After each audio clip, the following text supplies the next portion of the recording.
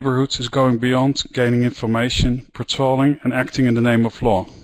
Having contact, building partnership with individuals and communities and stakeholders is also key to work jointly on prevention and joint ownership of safety-related issues.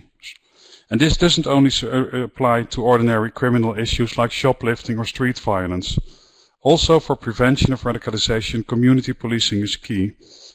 As the first signals of radicalization tend to be visible on the grassroots level, local police officers are in the front line of the phenomenon. A special challenge for community policing in general, and even more when it comes to radicalization, is the relationship between the police and vulnerable communities. Often the level of trust in between authorities and police is smaller here. With the topic of radicalization, a very sensitive matter is raised, and this requires a cautious and well-thought approach. And about this approach we're going to talk today, and we have two speakers who are working on this on a daily basis, one from Finland, one from Ireland, and we will start off with our Finnish speaker. This is Mr. Timo Matsapelto. He is Chief Inspector of the Helsinki Police Department, and he will give his presentation first, and from the moment he starts presenting, you can all start posing your questions in the different chat boxes, either in English or in German. Timo, the floor is yours. Okay, good afternoon from Helsinki, and first of all, thank you very much for this great opportunity to join this webinar. My topic, you can see in the PowerPoint, it's about the multicultural police work in Helsinki. And in this brief presentation, I will show some history background when it comes to multicultural police work, community policing, etc. Then I give some statistics, and finally we get the core slides where I show our today's policing with the multicultural, multilingual communities here in Helsinki. First of all, some facts about Helsinki. I guess you all know that Helsinki is capital of Finland. Our population is a little bit over 600,000, with whom 53,000 people are foreigners. In Finland we have about 5.5 million people, so not the biggest country, but not the smallest either. Our country is bilingual. Also Helsinki is bilingual city. Majority of the people are Finnish speaking. Then we have a small Swedish speaking minority, and as you can see today we have more and more other languages than Finnish and Swedish. Top 7 list is there. Russian and Estonian are the biggest language groups. Then we have Somali, English, Arabic, Chinese, Kurdish, etc. Recent history when it comes to the immigration is pretty short here in Finland. I have put 5 biggest waves of immigrations to this slide, and you can see that the recent history is pretty young. In 1973 we got first refugees. They were Chileans who escaped Augusto Pinochet's dictatorships. The numbers were very small. We speak about 150-200 persons. After that we got some Vietnamese boat people who escaped war, persecution and socialization. Numbers were also very small, about 500 people. But then in the 1990s we got a lot of Somali refugees, and nowadays we have about 17,000 Somali people living here in Finland. Most of them are living in the capital region. And now 2015, as we all know, also Finland received huge number of asylum seekers from Middle East. The numbers were about 32,000 refugees last year. Compared to other years, we have got about 3,500 per year, so last year we got almost 10 times more. When it comes to our operational environment in Helsinki, I can say that the number of immigrants and young adults are higher than elsewhere in the country, and foreign language residents create quite a big group in Helsinki. In this slide I have circled two groups, people from Somalia and people from Iraq. This is because these two groups are one of the most important groups for us when it comes to cooperating with the multicultural, multilingual communities here in Helsinki. You can see also that we have a quite big group of people from Estonia, Russia, former Soviet Union, Sweden, China, etc. Those are ethnic groups that we don't cooperate with too much, and the reason is that we think that those groups are pretty familiar with the Western life or this Western culture.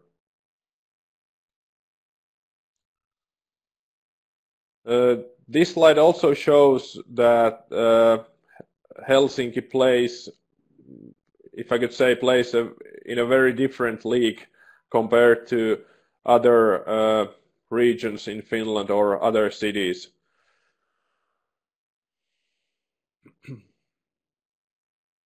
Then about my department, Helsinki Police Department. First of all, I have to say that in Finland we have just one police organization. We have one national police, and we all work under the Ministry of the Interior. Then we have National Police Board, 11 local police departments, and then 2 national units, National Bureau of Investigation and Finnish Security Intelligence Service. The total number of police officers in Finland is pretty low or small. We have just 7,000 police officers, and I guess that compared to size of the nation or population, the numbers are probably the most lowest in the EU. Helsinki Police Department is naturally the biggest local police department in Finland. We have about 1,600 employees, and about 1,300 are police officers. My unit, Preventive Policing Unit, is part of Response and Control Division, which means that we are so-called uniformed police officers in Helsinki. That doesn't mean that we are responding the alarms or the urgent calls. That is not our main task. Our main task is to do preventive policing work.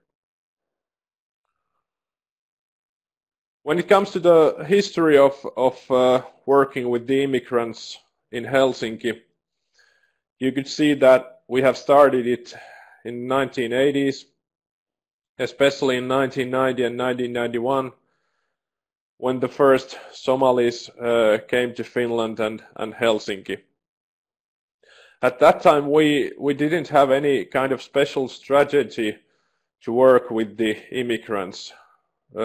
It was more just the personal interest of a couple of my colleagues, senior constables Klaus Hindren and Pertti Kuusinen. I could say that these two police officers are kind of pioneers in Helsinki, and they started to work with the immigrants in Helsinki, mainly because they were interested in to start to work with the multicultural communities. At that time, they also started to network with the Swedish police because colleagues in Sweden have had a longer history with the immigrant communities, and we of course wanted to have some experience from Sweden. After the first part of 1990s, there have been increasing contacts between the police and the immigrants, and nowadays it is a special task of Preventive Policing Unit. Preventive Policing Unit founded 2012, so we are pretty young unit, just a little bit over 4 years now. First we were as a pilot unit, but today we are a permanent part of Helsinki Police Department. And there in the blue box you can see the main idea of our unit. So it's pretty much to enhance the security of the city and the sense of security, and also to prevent phenomena that are endangering security. And you can see that the cooperation is very important to us. We have 4 different teams, including a multi-professional team. And then we have also virtual community policing team. Here you can see, or maybe the font is a bit small, but we have 4 teams, like I mentioned. The first team is the most important team when it comes to cooperation with the multicultural and multilingual communities. They have also a special task of prevention of religiously inspired extremism. 3 other teams are Team 2, which is focusing on the work with the youth, especially those who are committing crimes or at the risk of social exclusion. Then we have Team 3, which is working on prevention of political extremism, far right, far left, and last but not least is our multi-professional team, so-called anchor team. In this team 4 we have policemen, social workers and psychiatric nurse working in the same room at the same time. So 3 different authorities, all have own databases and sources, but still they are working towards the same goal. And the one very important thing is that we are trying to find the long-term solutions for our clients. We have about 30 to 40 persons, full-time police officers working in this preventive policing unit. Like I mentioned, we work both as a uniformed police officers, but also plain clothes if necessary. Both in the field and also at the office, and in a whole Helsinki area is our working field. And we have a good mixture of experienced police officers and young rookies. Here you can see the Team 1's main tasks. And like I mentioned, that is a cooperation with the multicultural and multilingual communities in Helsinki. 2 main ideas are building trust between the police and the communities, and also solving security problems together. 4 years ago, when we started this work, we noticed that in Helsinki, maybe also in Finland too, there was a common atmosphere.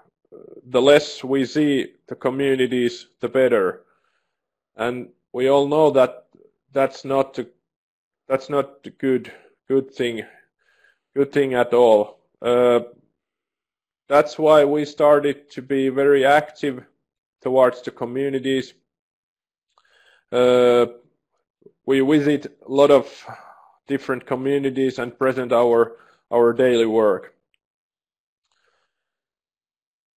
Here you can see that the most important groups with whom we cooperate are different multilingual and multicultural communities, associations or societies in Helsinki. The most important or the biggest ones are Somali communities, Kurdish communities, and also multicultural NGOs in Helsinki. We also work with the mosques or prayer houses and Muslim communities in Helsinki, but also with the NGOs working with the immigrants. There are two examples, the Finnish League for Human Rights and Multicultural Women's Association called Monica. Last year's asylum seeker phenomena caused some kind of challenges when it comes to policing in Helsinki. That's why we have also activated cooperation with the reception centers in Helsinki.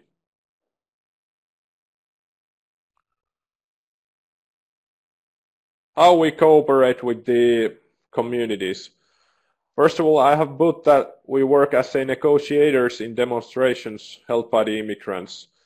That means that when some immigrant community or group hold a demonstration in Helsinki, we work as a dialogue police or negotiator in that demonstration or event, and by doing that we get a lot of good contacts, and we can change our cards and then get back to later. We also visit those immigrant communities and mosques.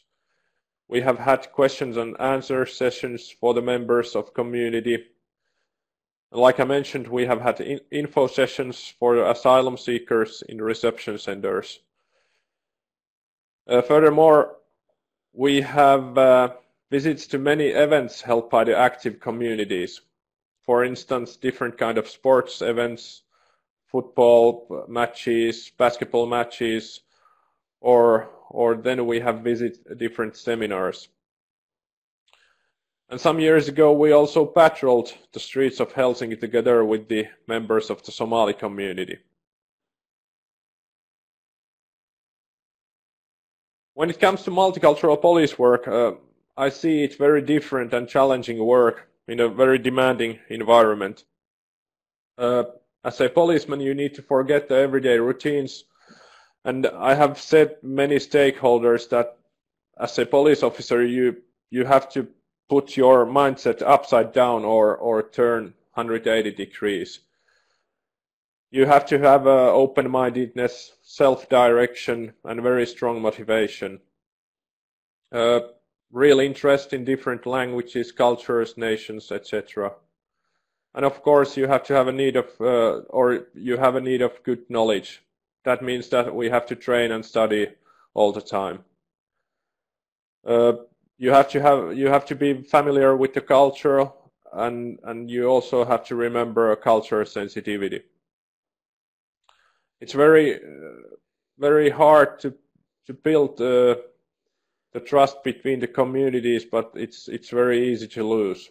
That's why we need diplomacy, reciprocity. I mean that if you give something, you will get something.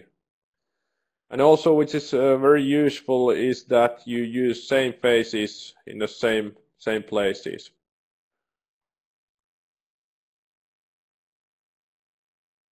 Challenges, what we have faced during these 4 years. The first is that the police is not the almighty. Sometimes it's very hard to explain those multicultural or multilingual communities that in Finland police has to obey the laws and the rules, and we cannot go to the for instance to some exhibition and say that you have to shut down this exhibition, or we cannot go to the newspaper house and say that you have to take this story out of the newspaper. Then the balancing between to be active or to give space those communities. Police needs to be active because those communities are not so active in generally, but still you have to remember to give space to the communities. In Finland at the moment we have a huge need of police officers with multicultural backgrounds. I think that the police should be kind of reflection of nation. In Finland at the moment the situation is a bit bad because we have just a fistful police officers with the multicultural background.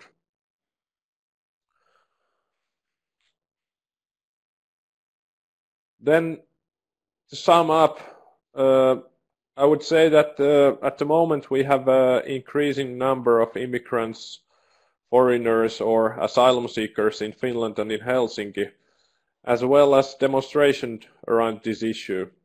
What we have found out is that the police cannot act alone, and we need good cooperation with everybody, with the communities, with the NGOs, with different authorities, etc. Global phenomena affect Finland as well.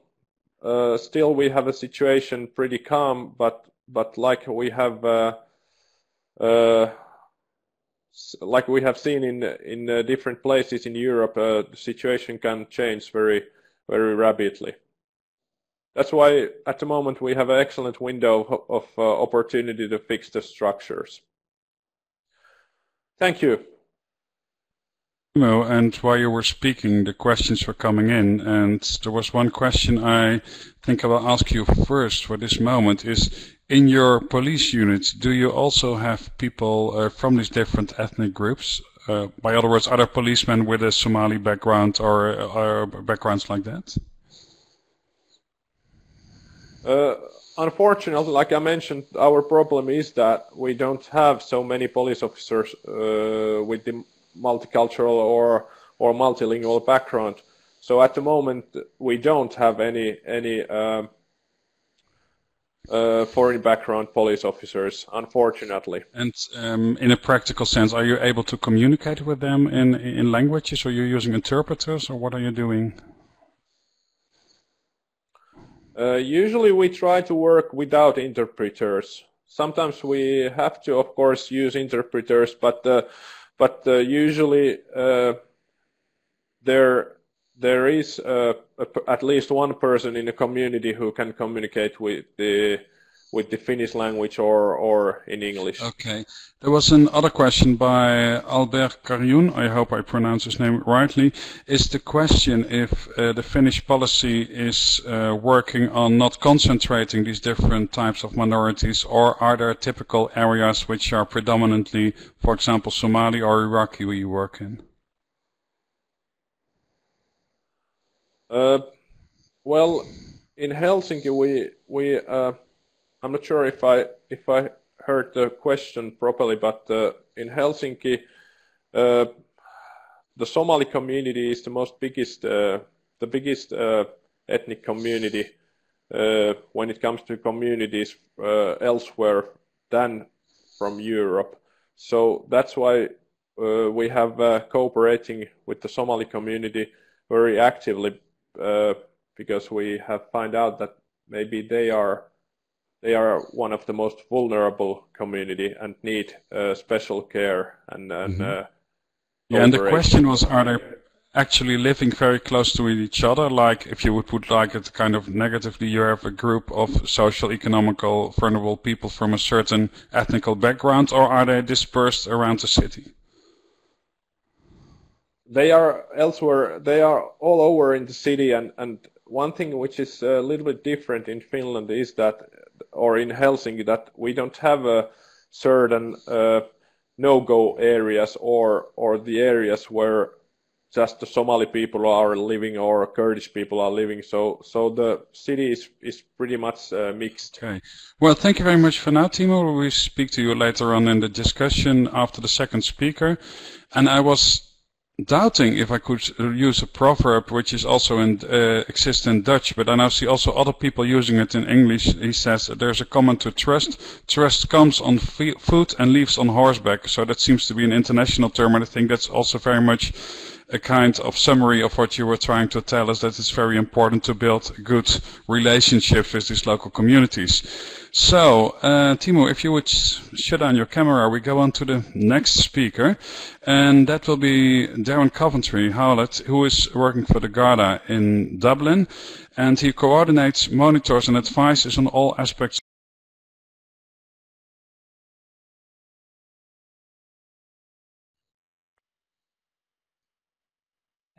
Thank you.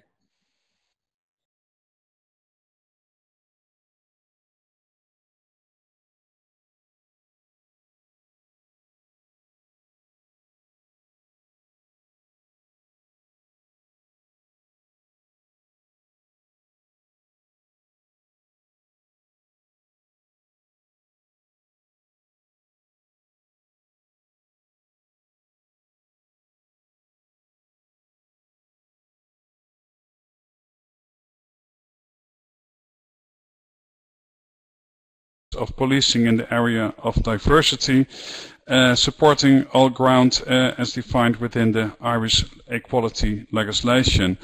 We are waiting for Darren, whose image is still blurry. Yes, Are you can hear me. in, Darren? Okay.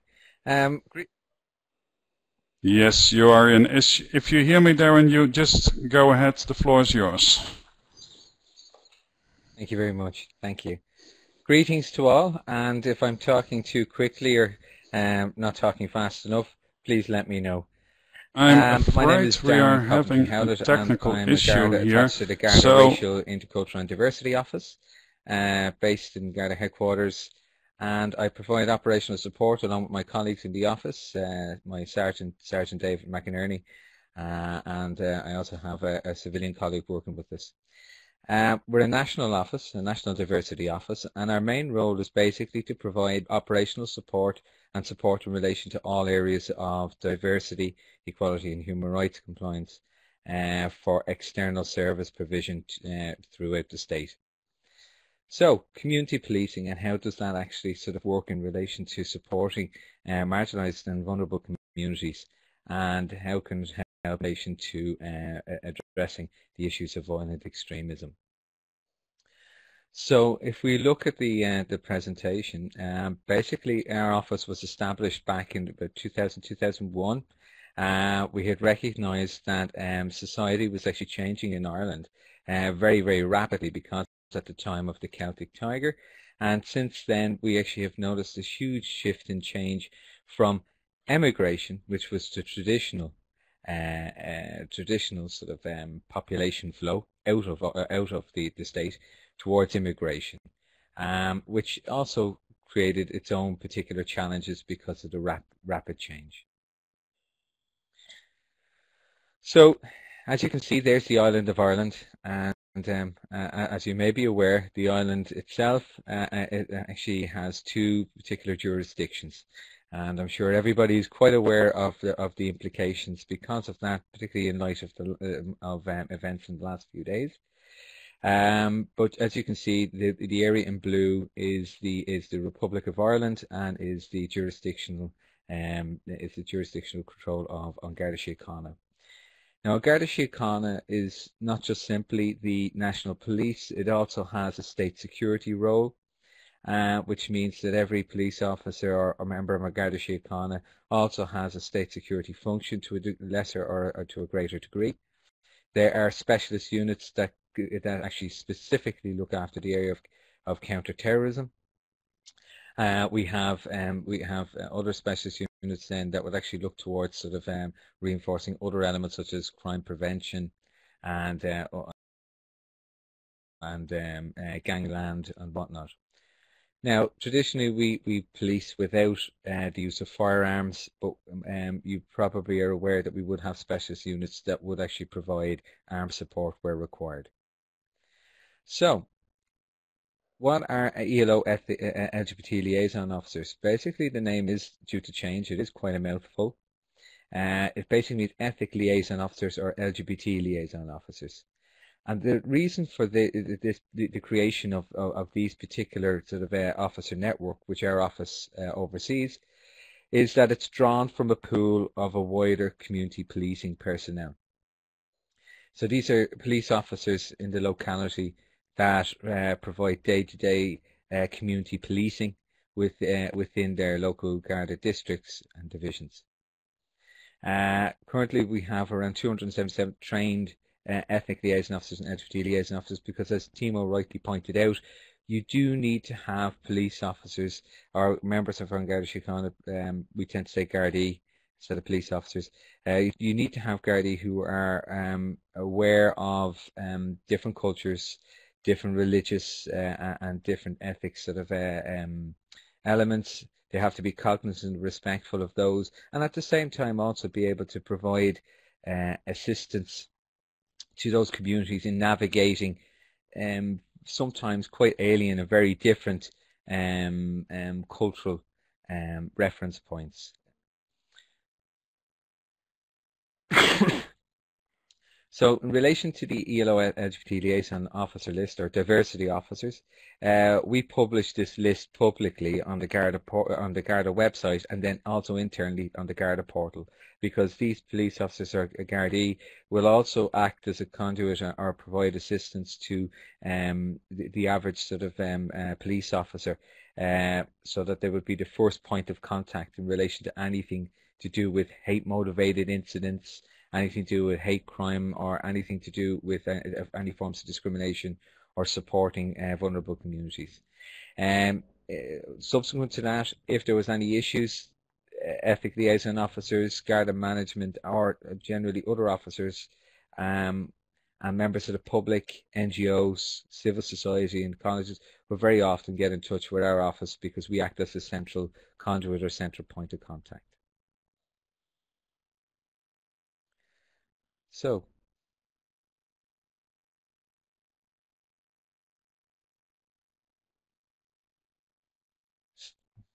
yeah. So what do we mean by community policing?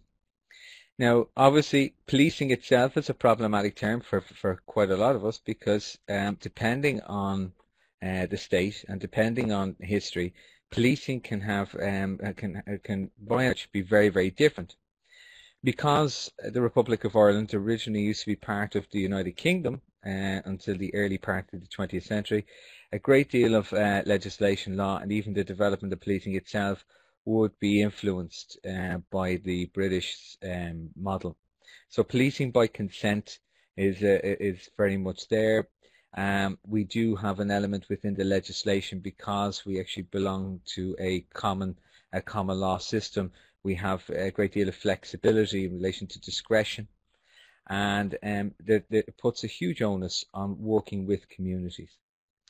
So in 2009, Garda Síochána defined for the first time a consistent approach towards community policing and came up with a definition. And in this definition, it says that community policing is a partnership-based, proactive, community-orientated style of policing.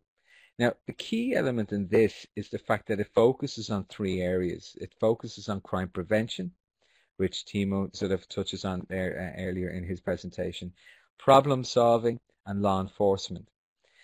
And specifically with a view to building trust and enhancing the quality of life of the entire community. Aspirational, but also at the same time, it sets out a goal and it keeps us quite focused. So, crime prevention. Well, as we know, prevention is better than cure. The problem lies in, I suppose, how to measure its effectiveness, because a great deal of modern policing management structures spend a great deal of time studying policing statistics, recorded crime, and what's more, auditing and evaluating efficiencies. It's quite difficult then to consider the effectiveness and the impact that would actually have on communities. These are quite difficult sort of measurables to try and sort of stay in, unless you're actually agreeing on the terms with the communities themselves. Crime prevention also provides a great deal of reassurance to communities. Because as we well know, there is a great deal of disparity between recorded crime numbers and the fear of crime, particularly when it comes to certain types of crime, and also considering the type of population. So, for example, rural versus urban.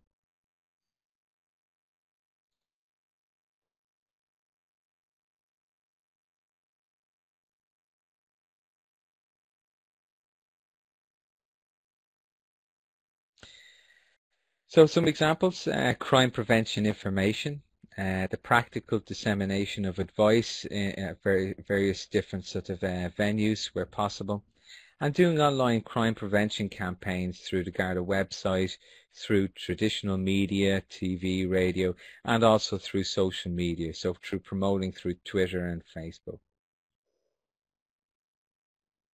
We also publish crime prevention information online in many, many languages, again, as a way to try and sort of encourage sort of different communities who may not be English speaking or Irish speaking to have access to the information. So in relation to problem solving, local or specific community problems don't necessarily become reflected in the local policing sort of priorities. And as such, it's really important to work in partnership with other stakeholders, community representatives, and others, other groups. It really is essential, because it's only through actually working with others and working in partnership that we can actually identify key problems.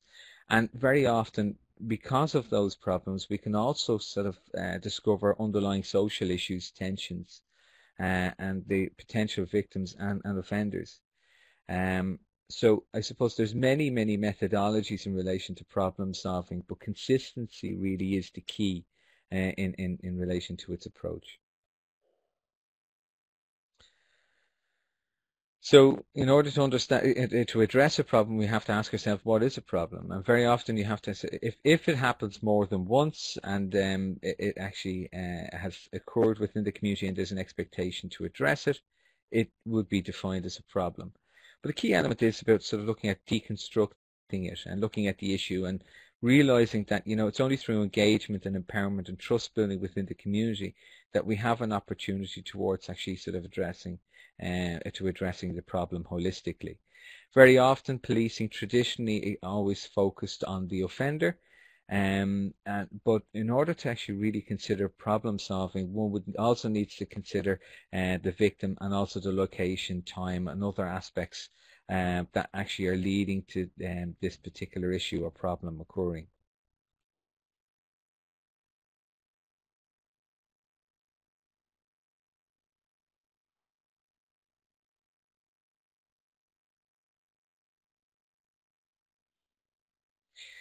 So from a law enforcement perspective, I think that it's really important to remember that it's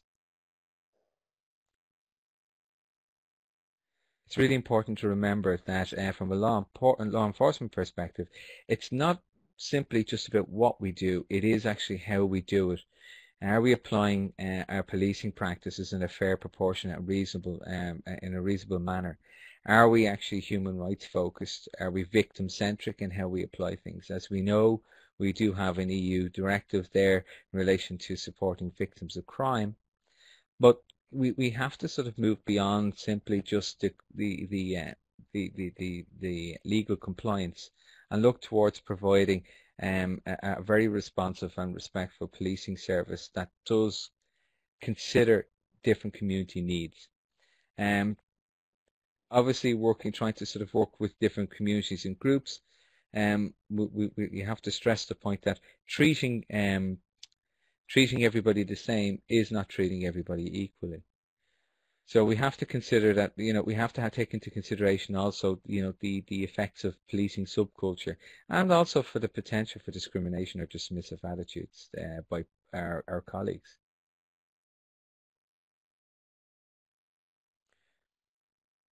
So to remind you again, why do we do all of this? It's about building trust and enhancing the quality of life of the entire community. But the key in this, and when we bring it back to the whole question of radicalization and violent extremism, is the fact that we have to consider, how difficult that can be on a micro and a macro level in policing, in relation to navigating the tensions between serving the communities and the state security function. So you have to really sort of stop and ask yourselves, when actually sort of putting community policing into play, what is your primary focus? So in relation to community engagement, community events, sports, festivals, policing clinics, NGOs, pride events, working with academia. There's many different opportunities. It's about being proactive. The sky's the limit in relation to how you can engage with the community. But you certainly can't engage with the community if we hide behind simply policy, hide behind a desk, or hide within a vehicle or a car. Being out on foot patrols, finding opportunities to actually stop and speak with people is always, there's always opportunities to find ways of positive interaction. So that it demystifies policing also, and people are not they're not as concerned or worried when they actually do come into contact with police, because they've had positive experiences. So currently we're refocusing, and we're going to consider three main pillars within policing in Ireland, and it's all to do with community policing, and that's the main driver. So regardless of whether you're operating within a state security role, detective unit, crime prevention, or simply foot patrol or response policing, these three key elements here are important to all police officers or Gardaí, which is looking at crime prevention, community engagement, and law enforcement. So we'll skip past.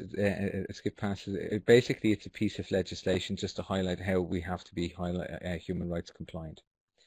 But in Ireland, obviously, human rights is essential, as is within Europe. And I've left the slides there for people to basically have access to.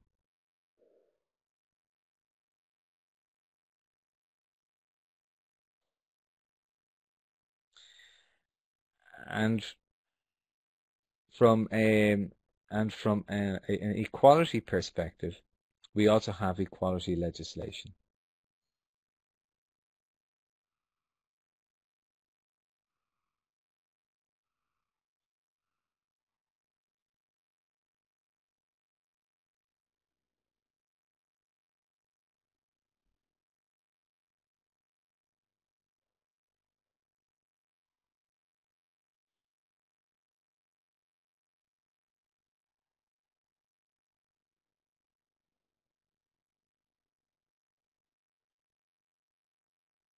Are you still there, Darren?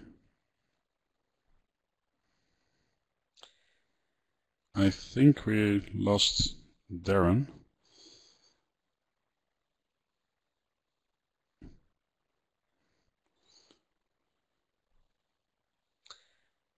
Oh, there he is again, so Can everybody still hear me? Yes, you were away for a bit, and could you please end within 2 minutes? I'm just challenging you now.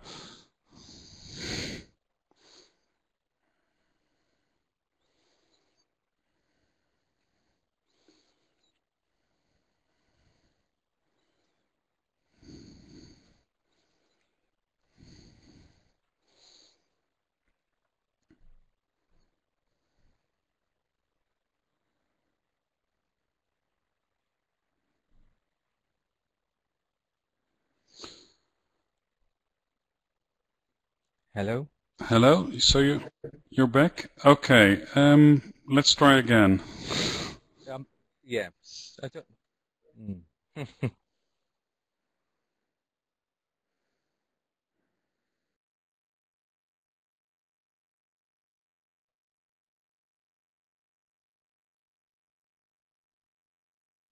So, sorry about that. Seems to be a bit of a technical problem there on our side. So the key element, I suppose, in policing is about recognizing that diversity and cultural awareness. As you can see, we can see different models of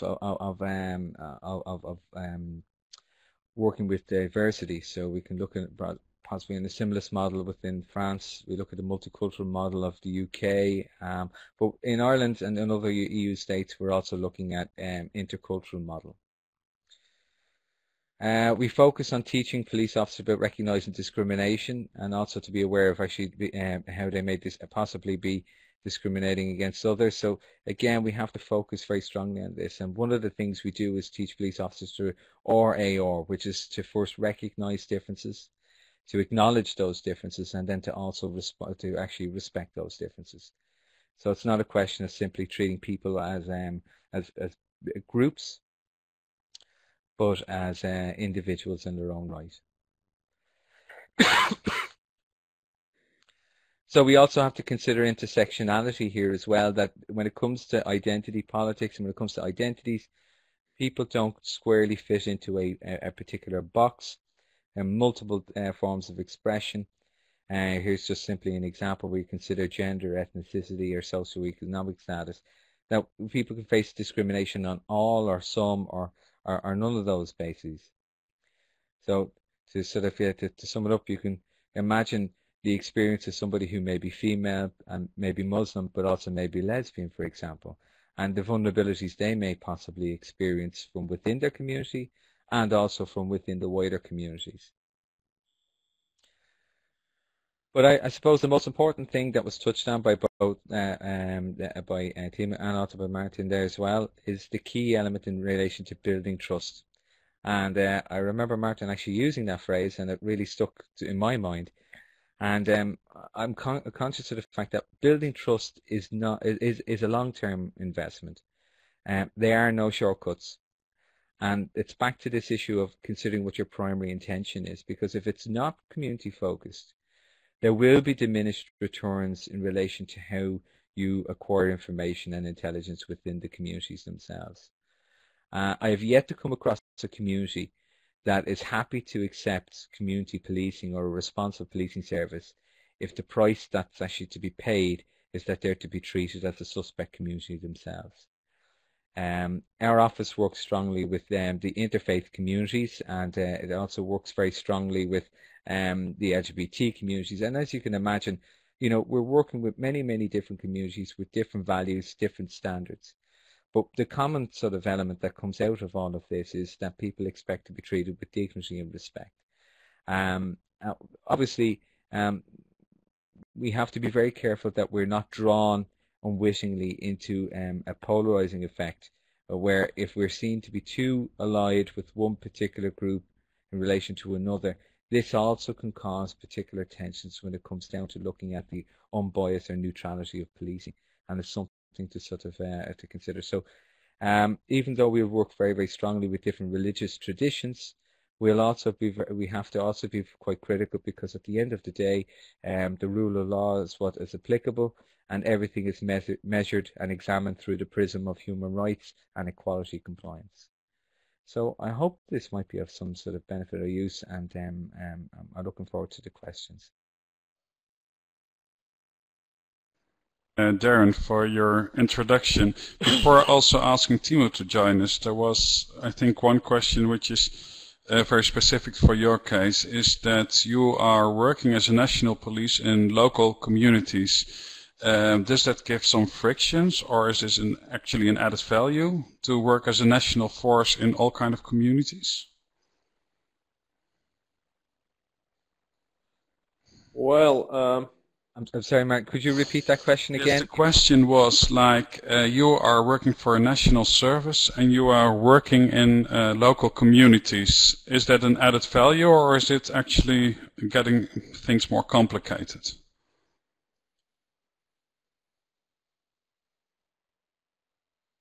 And that question, was it to me, Darren. Martin? Ah, okay. Well, again, I suppose the thing is, Ireland, much like Finland, we're not exactly the largest of countries, nor are we the smallest. we're very lucky in the sense that when we're working with NGOs or working with communities on a national level, it provides a platform and assistance. But we're also there to provide assistance to local Gardaí, and we can't substitute the supports that they get from local Gardaí. But if there are ongoing issues, or if there are sort of strategic elements, or if there is actually sort of specific needs that they feel that the local district or division doesn't have the capacity to deal with, well then obviously we're happy to oblige and work with it. I don't think it's overcomplicating it. I think it just, in some ways it can streamline things, because if you have a central point of contact and then you're able to sort of signpost people towards either Garda services or other services. I think it can be well, thank you, Darren. Timo, we got in a question for you, and perhaps this is also a question that concerns Darren, but I give you the floor first. You showed in one of your slides that there's also virtual community work, and some people attending us were very curious what that would be. Could you just explain a bit? Yeah, very briefly. Yeah, in our unit we have a virtual community policing team. At the moment there are 3 police officers, and their mainly and daily work is work in the internet, in the social media, etc. So computer is their main tool in the daily work, and their work is not just the prevention of violent extremism or different kind of issues when it comes to the radicalization. They work in a very broad field when it comes to policing. And do you also work on a virtual level, Darren, in Ireland? We very much use social media as the main means. We have some very active Twitter accounts. We also have a Facebook page, and we tend to sort of try and engage with people in a virtual setting online through the use of Facebook and Twitter in particular. I think the difficulty that I suppose most police services face is in relation to the law enforcement aspect, when it comes down to tackling hate speech or hate crime that's on the internet. But we do try to sort of use the community engagement and the crime prevention focus in relation to the online platforms. Okay, well, thank you very much. Then I have another question on a completely other subject, which was put on by Albert Schwenkenberg. And he said there recently has also been some coverage of this for the situation in America, especially in the New York Times, where it was said that sometimes the FBI is also going into vulnerable communities.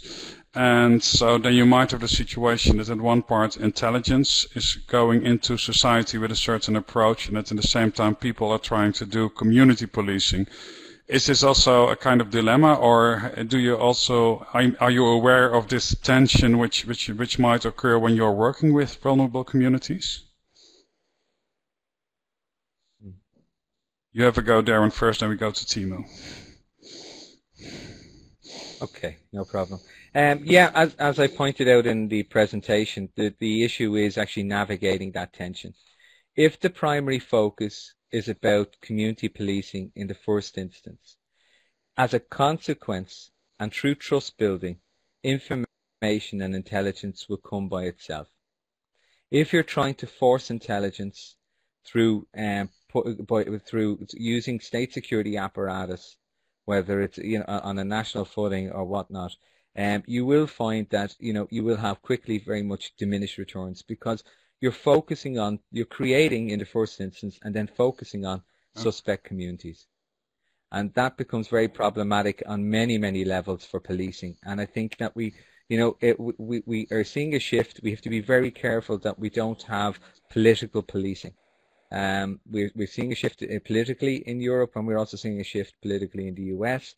And I think that it can be ultimately damaging to the concept of unbiased or neutral, the neutrality of policing if we actually adopt if we adopt that particular standpoint. It will.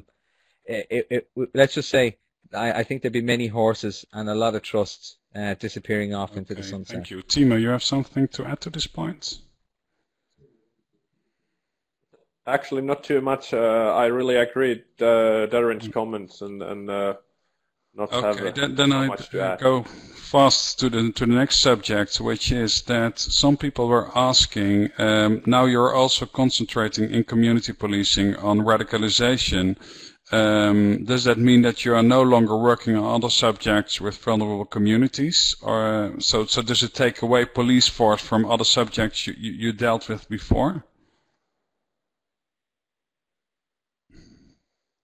Well, if I start first, in Helsinki PD, the prevention of violent extremism is just one part of our daily work, and the main thing is to solve problems together. The problem could be violent extremism or radicalization, but that's just one part of our job, and it's very important to have a broad approach or perspective when you work in this kind of field. I think I just hop on to the next question as well for the two of you, and that was there were two questions which are pretty much in line, which are about how do you work with restorative justice? Is it a part of your approach when it comes to community policing, when it comes to preventing radicalization, or not?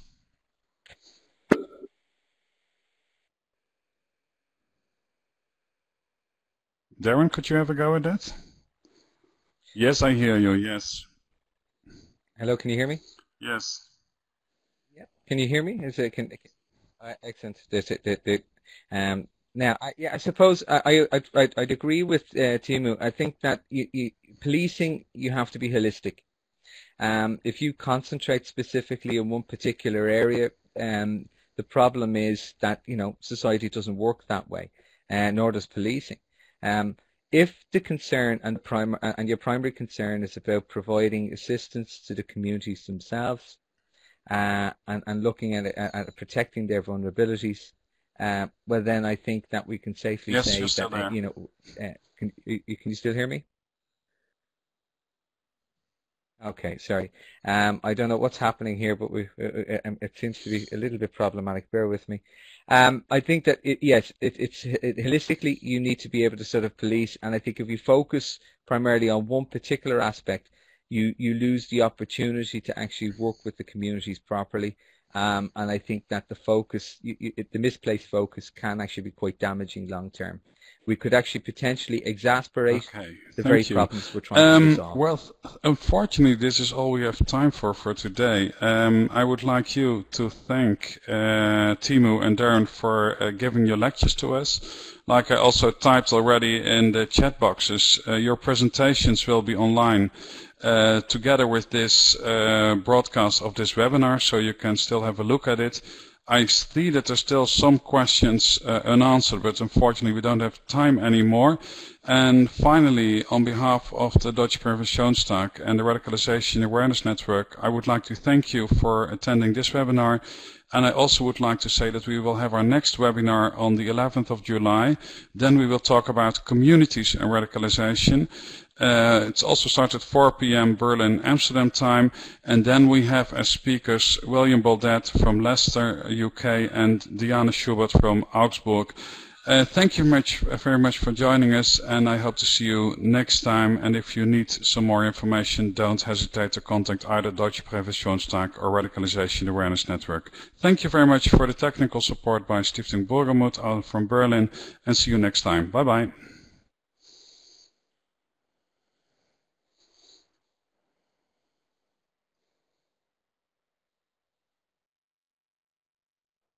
Thanks very much, Martin. Really appreciate everything.